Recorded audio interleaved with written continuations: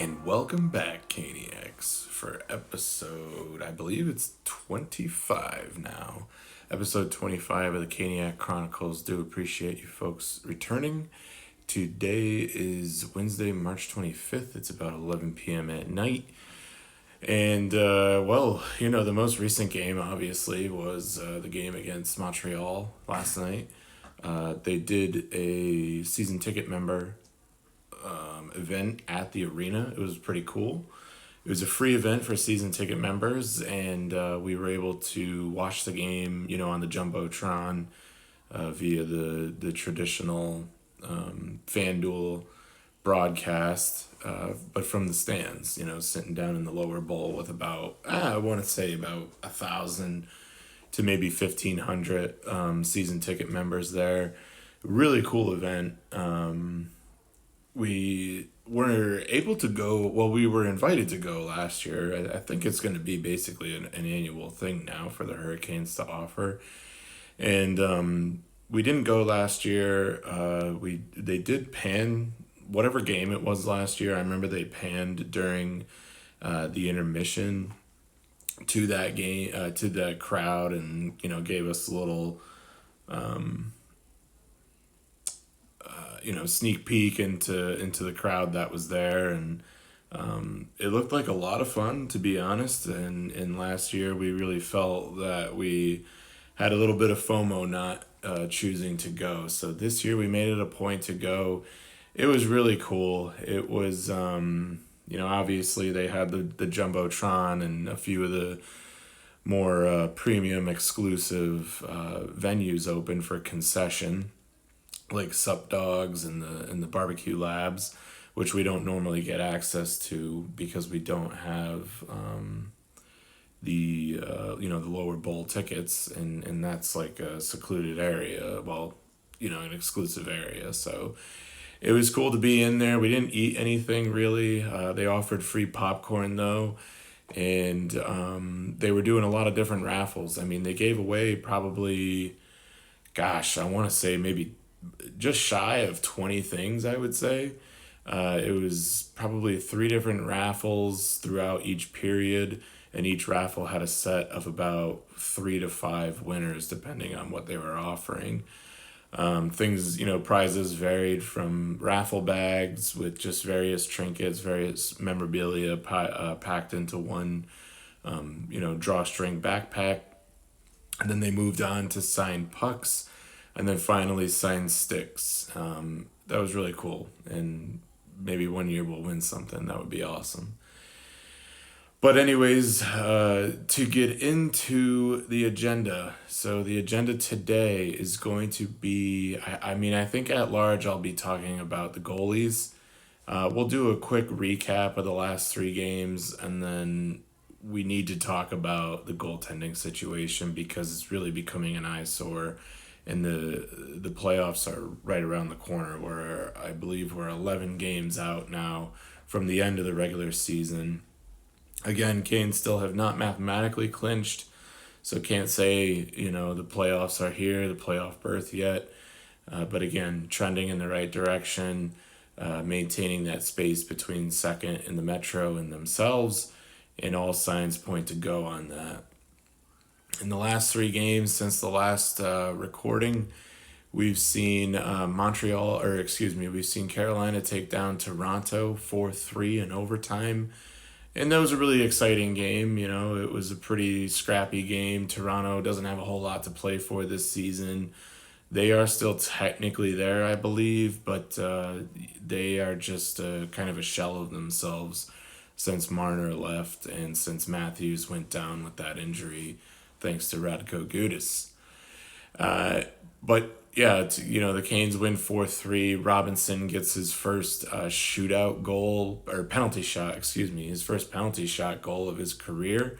It was a nice little, quick shot that went just under the glove of Wall and by him. And then the Canes, it was a fairly resilient game. They didn't score first as every team would like to, but they did mount a quick comeback and didn't really let it get too far away from them, although they did let up a third, late goal in the third there, which did force the overtime, but Canes get it done in overtime relatively quickly, all thanks to Alexander Nikishin. We mentioned him in the last podcast, and he continues to get, he just continues to, again, like dividends, like a dividend portfolio in finances. He just continues to get better, and the ROI just mounts and mounts and mounts, and I am just so thankful every day that goes by that Tulski did not choose and elect to trade him during this previous deadline.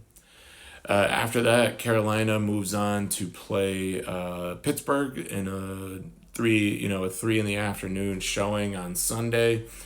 And that was just a complete dominating game by Carolina. They started the scoring quick and early. They drew a penalty within the first 30. Was this one the one that they did that? I believe they drew a penalty in the first minute of the game, and yes, they did. And Sebastian Aho ends up potting one 47 seconds into the first.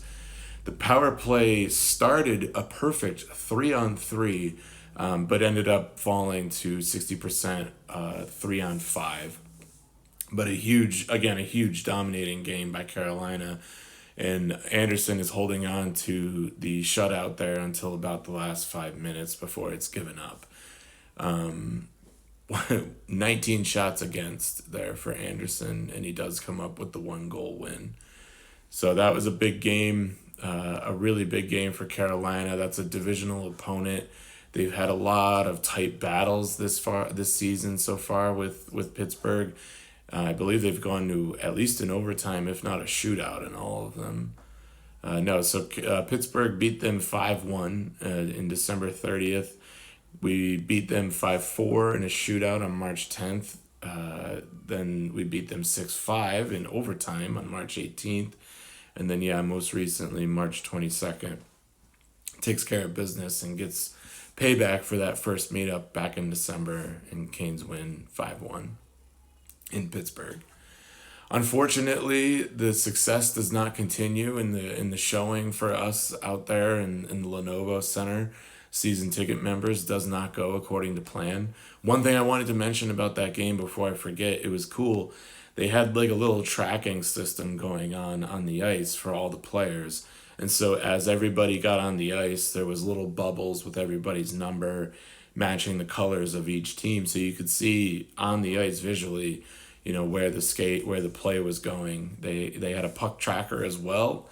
And that thing was live starting with warm-ups. It was funny. You could see the warm-ups. We couldn't see anything obviously on the TV.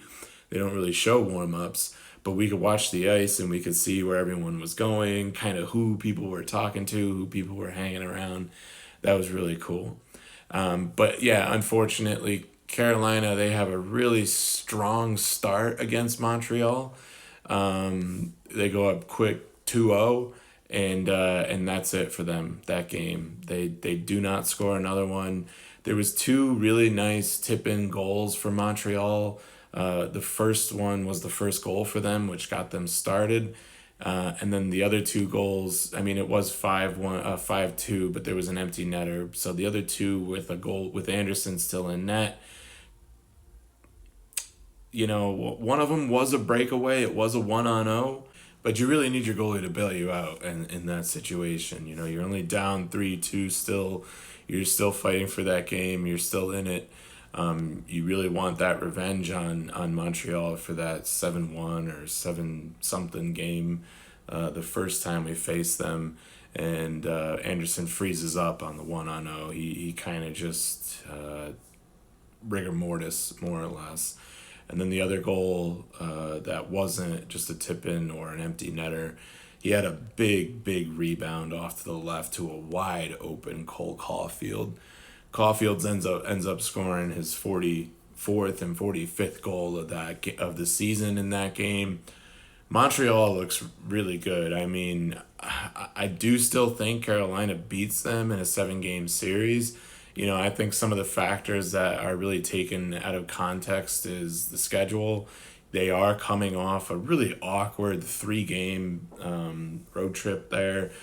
flying up to Toronto, flying down to Pittsburgh, flying back up to Montreal, flying back to Carolina. So I can sort of forgive them in that game for not really getting the offense going a little bit more, but and here's the segue here. Here's the segue into the full agenda that I really want to get into is the three goaltending situation. We have Anderson at age 36. He'll be 37 at the beginning of October. He stands tall at 6'4" in net. He's on a 1 year deal, so at the end of the season, he's either got to get re-signed or find somewhere else to go, or maybe retire. But we take a look at his career, and I guess now that I'm looking at his stats throughout his whole career, I kind of see where all the hype around him gets. He has had a significant amount of seasons above 900. In fact, his first seven seasons in the league, he posts a 900 or better in save percentage, with a fairly substantial amount of games behind each one of those statistics. 28 being the lowest. The next lowest after that is 43, and he caps out the highest is 66 in 2017. And then even the following year in 2021, the first year he doesn't post a 900, he's sitting at 895. The next three seasons, he's right back at it with Carolina, 922, 903, and 932. Although that last 2024 was only 16 games played. So I get it. The stats are there, but you look at his goals against average, and they're almost all above 2. Almost all above 2.25, to be honest. 2024, again, being the only season he had a sub-2 goal against average at 1.84. And again, that was because he had so little games played that year. This season, he's got 30 games in so far. He's at a 3.15 goals against average. This is by and large his worst season in net. He's 13, 12, and 5. He's got an 871 save percentage on the season, and he is 3.15 goals against. It's no disrespect to the guy, to the person, Freddie Anderson, but looking at the statistics, watching the games, it is mind-numbing to watch Freddie Anderson. I really should go back and see if I can check, shot by shot where things are at, because I want to say that there has been at least, I want to say 10. I'll be a little conservative here. I'll say at least 7 games this season where he has let a goal in the first 3 to 5 shots of the game. And I mean, come on. I mean, some teams get 3 to 5 shots in the first 4 minutes. And it's true. He does let in a lot of goals before the 10-minute mark of the first period, and your team is constantly playing from behind because of that. And yes, there's a little bit of ownership in terms of, the team in front of him that's playing, but we're going to look at Brandon Bussey and Kochetkov in a minute here, and not Kochetkov anytime this season, but look, they're still playing in front of the same system, mostly the same players, and it's just it is what it is. It's tough. It's tough to watch. Anderson is shaky in net. He every once in a while, in a blue moon, that game against Pittsburgh, I'll give him some credit. That game against Pittsburgh, he played phenomenally. He did have almost what would it have been? Almost a 950 save percentage, probably a 934, 937 save percentage. He was handling the puck very well. But again, a once in a blue moon performance like that is not going to get you a Stanley Cup. It's probably not even going to get you a serious 7-game series. It doesn't. Just look at the last 2 or 3 Eastern Conference finals we've been to. It doesn't cut it. So I don't really know where Anderson is going to land this postseason. I pray and I hope to God that Kochetkov comes back, makes a comeback, and really finds his game this postseason. or maybe Brandon Bussey finds his game rediscovers his game going into the postseason, and really works his magic, the magic that he showed when he first in those first 20 to 25 games that he played for us. One or the other has to happen, because you cannot, in my opinion, you cannot carry Anderson as the majority starter, the majority stakeholder of any 7-game series in the postseason, because I mean, you want your guy dialed from start to finish. Teams that win championships, it's a goalie that goes from beginning to end. There's not a whole lot of championships that are won off of a tandem goaltending battle or a tandem goaltending system in the postseason. It's just not very common. In fact, nothing is really coming to mind. We know in the early 2000s or the early 2010s, we saw Jonathan Quick on all of his tears. When the Canes won theirs, it was Cam Ward. It was Corey Crawford. I mean, I was highly critical of Corey Crawford back in the day, but it was him from start to finish back in those Blackhawks years for the most part. It was Tim Thomas with the Bruins. It was Marc-Andre Fleury from start to finish with the Penguins. I mean, the list goes on and on. There aren't a whole lot of tandems out there that win championships. It's just not a common thing. You're going up against the odds if you're going to do it that way. And Carolina, in my opinion, they would have won a cup by now if they could go against the odds and make it happen. And that hasn't happened yet. And they haven't even come out with a conference championship yet. So it's concerning. I do hope that one of the other two find their games, but again, in my opinion, Anderson cannot. He has had his opportunity, more than one chance at it too, and nothing has come to fruition. I think he's a very good goaltender if you have him in the back, especially if he is the third string in this situation, and you go to him for relief. You go to him for maybe the throwaway game, a game that, Kochetkov is playing bad, or Bussy is just letting everything in, and it's game 2, game 3, early in the series. You give that guy relief. You say, hey, get your head straight. We're going to put Anderson in now. And if the team turns it around, that's a bonus win. But games that are already lost, I think Anderson is a great fit for. And that's no disrespect to him. That is a functionality of a team that needs to be there. It's a way for a team to face the adversity on the fly, face those extremely embarrassing moments in the postseason on the fly, and continue with that momentum, continue with that stride. I really see him being much more valuable in that type of role than as a starter. And I think if you disagree with me, I would say rewatch the last 3 or 4 postseason runs then, because Anderson has had his opportunity and it just hasn't gone the way any of us want it to. And so that brings me to, I'll go with Brandon Bussey. I'll save what I consider the best for last. Hint, hint, wink, wink. Brandon Bussey, what a story, first and foremost. I mean, you got to give the guy credit.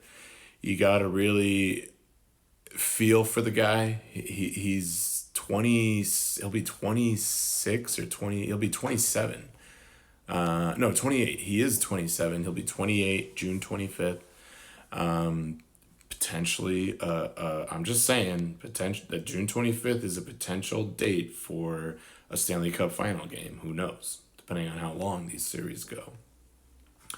But he's up there in age. For, in all honesty, goalies, if he tracks a pretty standard growth pattern of goaltending in the NHL, he's got definitely less than 10 years left, I would say.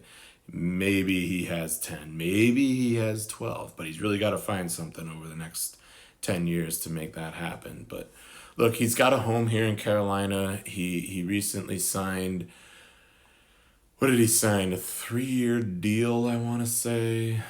I'm not seeing it here on Elite Prospects all that quickly, but I do believe he signed a 3-year deal with Carolina about a month and a half ago now. Tulsky work that out with him, which is great. Give the guy some confidence, give him some ability to have that sort of weight off of his chest. I mean, he's been all over the place. He's been in, AAA 16-year-old leagues. He's been in AAA 18-year-old leagues. He's been on he's been on junior leagues. He's been on collegiate level. He's been in the AHL.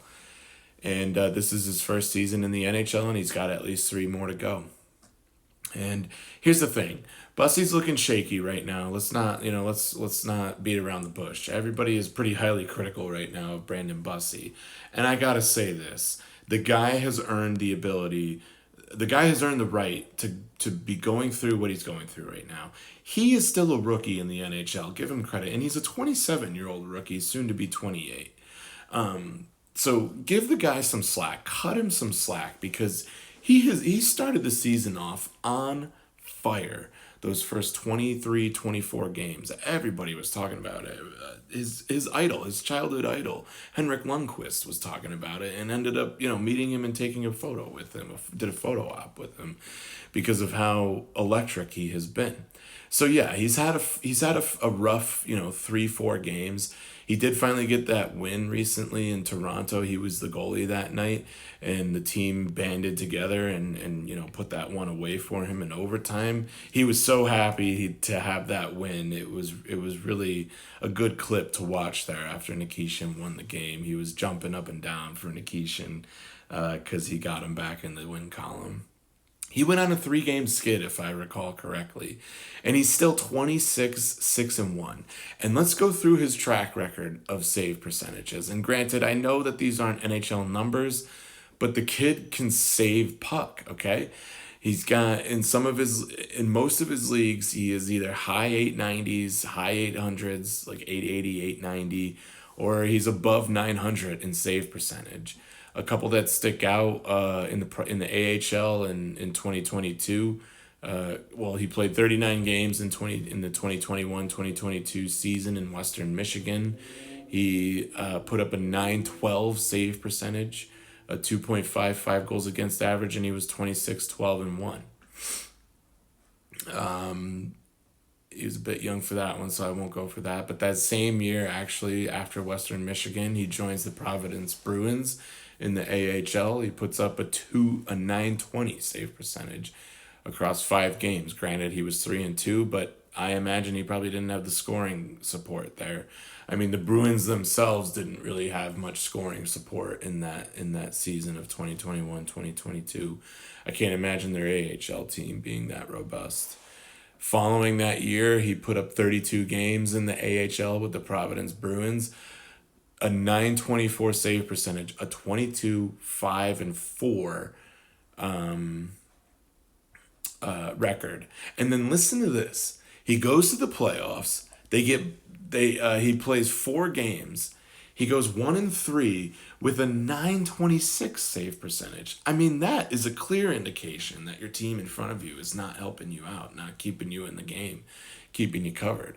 I mean, a .926 save percentage in the NHL, assuming you're a bona fide team and you're a Stanley Cup contender, that is more than likely going to give you the series. It's definitely more than likely going to give you 2 or 3 wins, let alone 3 losses out of 4 games. I mean, that's incredible. He moved on to the ECHL that season and played 4 games and put up .922 for them with a 3-1 record. The following season, he plays 41 games in the AHL with the Providence Bruins, posts a .913. His record is 23-10-5. And then the following year after that, one last year in the AHL with the Providence Bruins, and he puts up a .907. He puts up 5 shutouts on the season on 33 games played. Not the best record, a 15-14-4 record there. But again, he really doesn't appear to have the goal support in the Providence Bruins. Now he comes to Carolina. In his recent time, he's been a bit shaky. And so, yeah, he has an .896 right now. But he's floating there on the 900 mark. And if he finds that game, if he locks back into what he had in those first 20 to 25 games in the season, I mean, it could be lights out in the postseason if he can do that. He's 26-6-1 with 2 shutouts so far this season. He's got a 2.47 goals against average. I would like to see that lowered a bit. Definitely want to see a sub two goal against average in the postseason, in my opinion. But 2.47 is doable. It's something that at least I think the team can work around, especially this postseason, given the fact that the juggernauts of the Panthers are not going to be in it. The Rangers won't be there to spoil your season. The Bruins, again, I think are a team that, while they will be there and we have had our issues with them in the past, they're a very different team from that team that we had issues with, and I think they can kind of get past this one. Tampa really, I mean, Columbus in the first round and then Tampa in the later rounds are my two biggest worries right now. I think the Sabres look hot. I'm excited for the Sabres to be in the postseason. They're my brother's favorite team, and he's been dying for a postseason run. He's been saying he will be going to a game once they make the playoffs. So I'm super pumped for him, super excited. But I hate to, break it to you, Nick. You can't win in Lenovo Center, more or less. We'll see what happens, but I do still feel pretty confident in a Buffalo Sabres series. So really, again, Columbus in the beginning rounds, maybe even Montreal in the beginning rounds, I might be a little bit worried about. Tampa in the later rounds as well. But again, I've said it in the past, this is the season that Carolina really needs to put it together. And Bussy just needs to find that game, really find a fraction of it.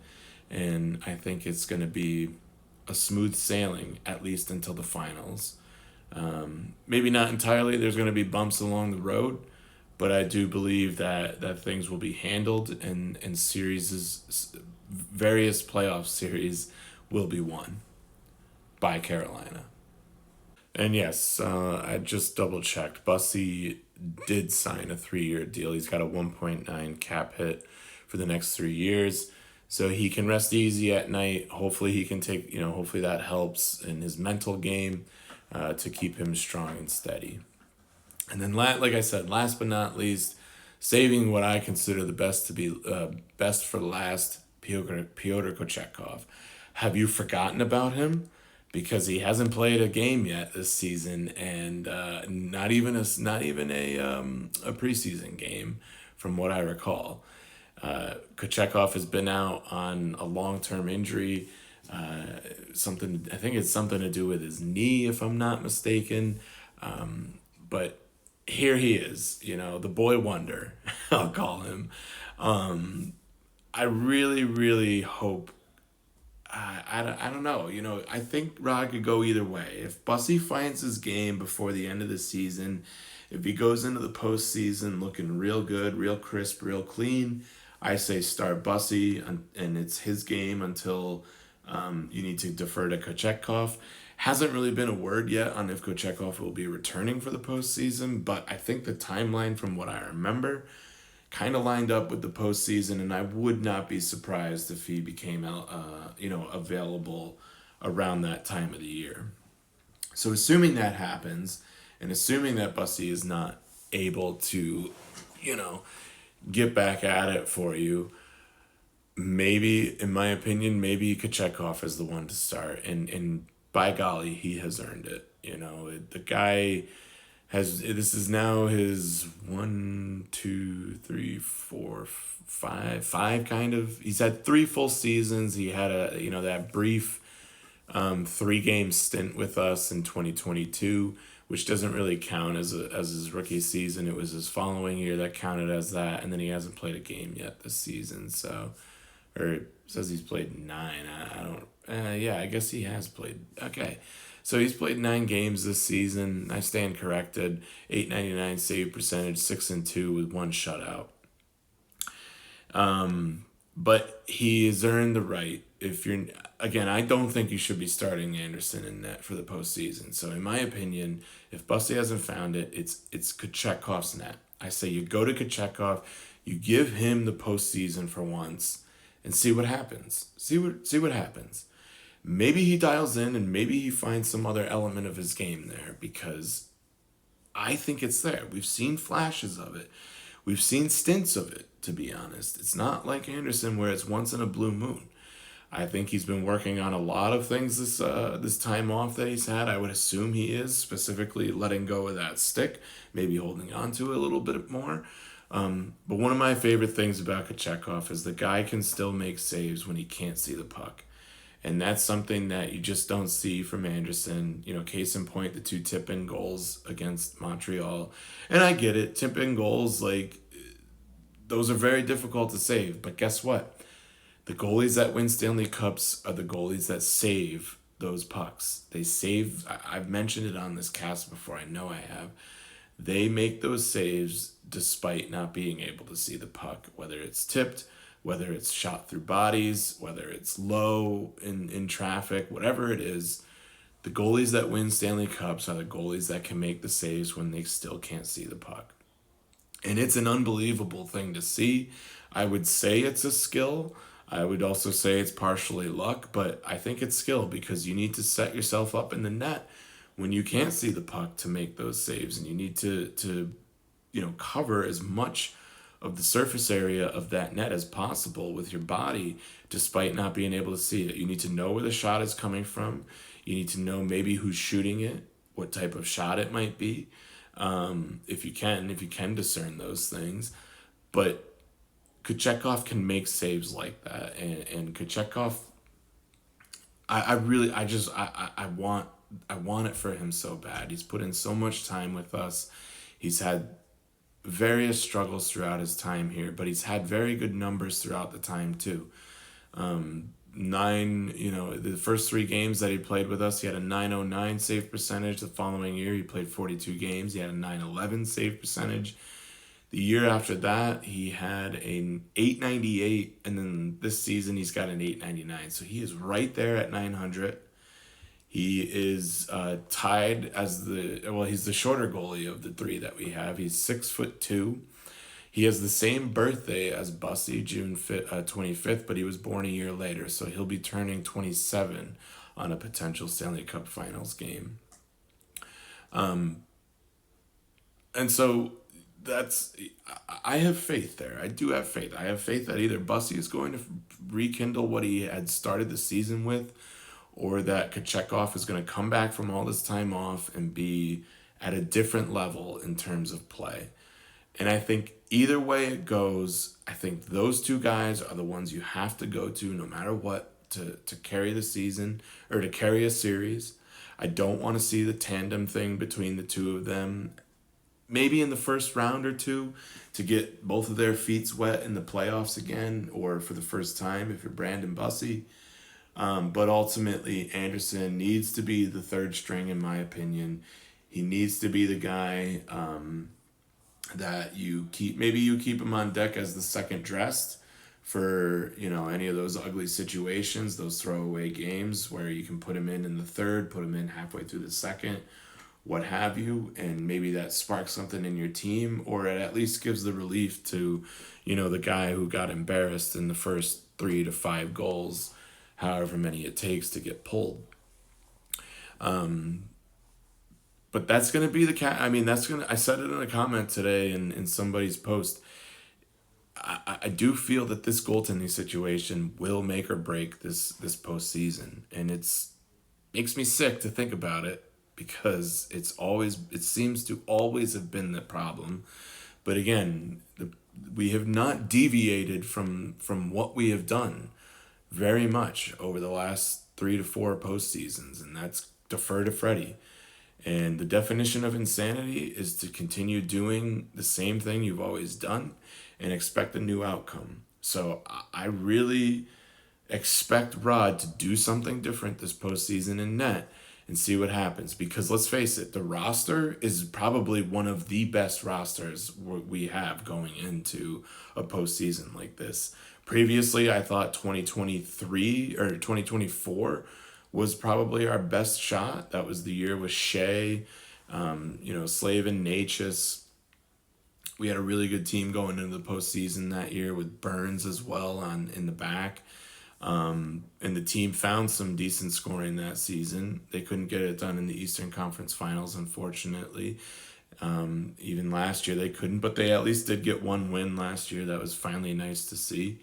But I want to see something done differently in that. I think the net has been the net minding has been the eyesore this entire time, really since the beginning of that first playoff run. It has been, and it's going to continue to be the make or break, the pivotal point of our playoff performance this year.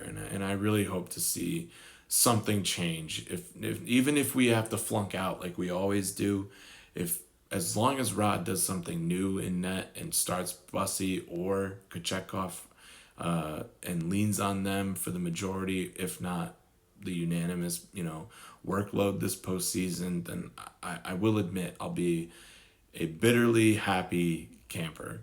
And hey, the best case scenario is the ultimate goal, what we all want and wish for, a Stanley Cup. So that being said, I mean, that's everything I had to say today about the goalies. I do appreciate, you listening all the way through if you've gotten to this point. I also have been, working on the clips coming from this, and so there's been a decent amount of engagement, and those of you who are engaging, I do notice. I do appreciate it. And I just, I hope to continue to grow this channel. So anyways, with that, I'll call it here. That's it for the Caniac Chronicles tonight, folks. Do appreciate listening. Have a great rest of your day, and go Canes!